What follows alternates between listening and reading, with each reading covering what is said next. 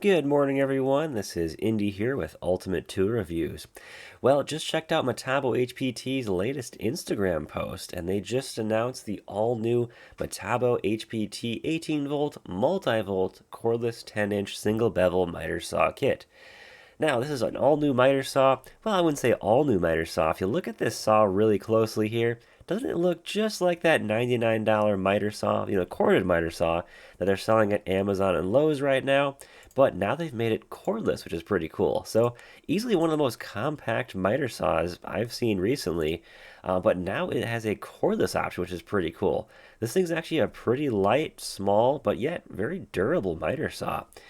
So anyways, they do have some reviews on this, and I was checking around on Google. I can't find this saw for sale anywhere. I was checking around for it everywhere.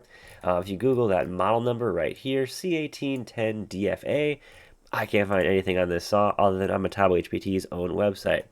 Now, this all makes sense when you read the reviews. See that? Notice this right here, incentivized review, yes.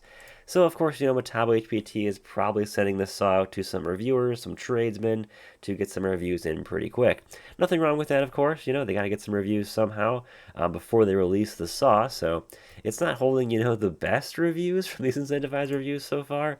I don't know why the 4-star is holding here so strong on the reviews, but I guess so. But this raises the question now, are we going to start seeing many, many more cordless miter saws? I've used corded miter saws, I've used cordless miter saws, and, a lot of the trades are going to be, very obvious when it comes to, cordless versus corded miter saws. You're going to get more portability with having a battery, but you're going to gain a lot more power when you have, of course, a cord. That's one of the biggest things I've noticed myself. Now, the one downside, of course, to cordless miter saws is going to, of course, be the price. So if this model right here is corded, of course, you can pick it up right now for anywhere between like 100 and 120 bucks at Lowe's or Amazon. Right now, you can pretty much pick it up today at Lowe's. They're in stock everywhere for a super cheap price. However, though, if you want this saw cordless, my guess, and as far as I can tell, I can't find any pricing anywhere on this. I'm going to say this saw is going to be at least $400 as far as I can tell. Now, one thing that is interesting is the corded version, I think has I think it's maybe 2 or 3 year warranty. I think it's 2-year warranty from last I checked. But the cordless one has a 5-year warranty. And that's, of course, the tool only. The batteries have a 2-year warranty, and the charger has a 1-year warranty. So kind of funny that now this cordless saw is easily at least twice the warranty of the corded model, which is kind of funny. I just thought I'd point that out. But of course, when we're talking about cordless miter saws, the biggest downside is going to be price. And check this out. This is the saw that I owned from Makita. I didn't pay this price for it. I got mine on a clearance at Home Depot.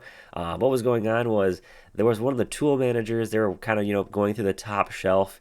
And I had a question for him about another tool. And he said, hey, we've got a really old stock Makita 36-volt miter saw up here. He's like, can I give you a deal on it? Would you get rid of it for me? And I'm like, sure. So I ended up getting it for like 250 bucks in the kit, and it was just a wild deal. One of those, rare deals where they wanted to get rid of the stuff. The miter was willing to give me any deal he wanted, and of course I took it right there. Didn't even need a miter saw at the time. I kind of just held on to it for a little while, and it was kind of at the start when I made this channel. And it was just a really cool saw to pick up, and it's kind of my go-to saw pretty much. I use it maybe once a week now. It's an absolutely fantastic deal.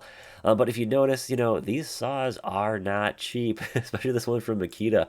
And this saw is fantastic. It's tons and tons of features to it. The only major downside is this saw is crazy heavy. I don't think I've ever owned a miter saw this heavy before. With no batteries in it, it's still really heavy. I wouldn't count it with batteries in it. I've never even tried to move it with batteries in it. Not that it adds a ton of weight, but yeah, it is really, really heavy. But look at this, over $1,000 for this saw. If we go to the Milwaukee saw, you're at $838 for this saw.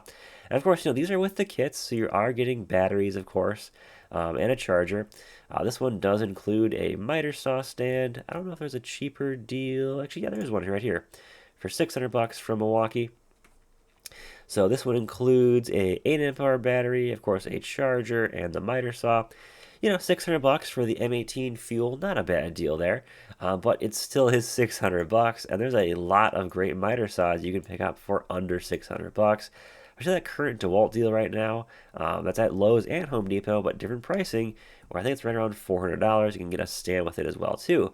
But if you want to go DeWalt cordless, check this out. This is the only one I can currently find. I'm sure DeWalt will be coming with a new model here pretty soon. But at over 800 bucks, this is the DeWalt 120 volt. I'm surprised they didn't make more 120 volt tools because basically you just need to run two of the DeWalt 60 volt flex volt batteries and you're all set. So, these saws are going to be expensive. Now, I will say one of the biggest things that I would say I like about my saw is I've owned some of the older DeWalt corded saws, and when you hit that trigger, that saw is going full blast. It's got, a lot of torque in that motor.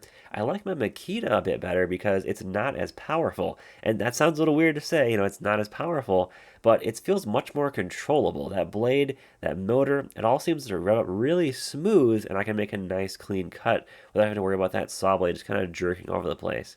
So kind of weird to say, I'm always better. I'm always for more powerful tools. But something about having a miter saw that I think still has a good amount of power to get through the wood, yet not pull your arm off as it starts up, and dim your lights in your house as it's pulling so much power is kind of a nice thing to have in a miter saw. Of course, I like tools with power, and precision is big for me.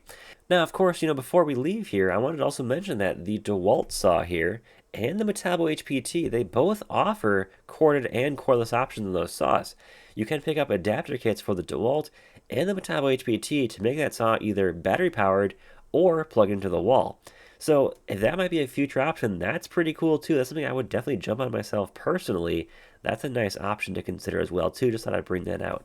So guys, let me know what you think in the comments below. What do you think is going on with miter saws? Would you buy a cordless miter saw?